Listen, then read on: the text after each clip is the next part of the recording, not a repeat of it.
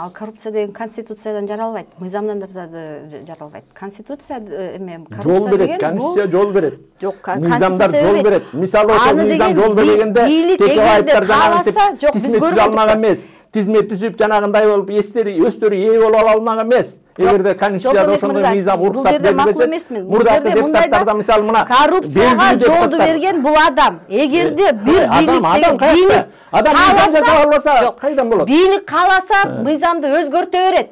Азыркы бийлик деле ошентип өзгөртөт. Азыркы жаңы шайланган бийлик деле мына супер президенттик кошолор деле алдын ошондой болот. Ошондой Текебаевдер жылаңаш жүрүп депутат болуп келишкен.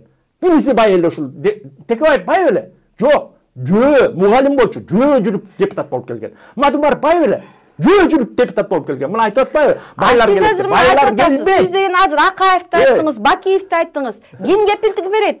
Жаңы президент ал дагы андай болот экен. Эч ким кепилдик бере албайт.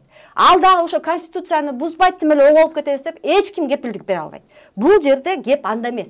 Ошол кайрадан биз айтып атпайбыз. Андай жакшы идеалдуу адамдарды издеп жүрөбүз. Андай идеалдуу адамдарды издеп жүрө албайбыз. Сиздер азыр деле айтып атпайсызбы? Мыйзамдар бар. Эгерде бийлик кааласа, ал деген өзүнө каалагандай эле мыйзамды өзгөртө берет.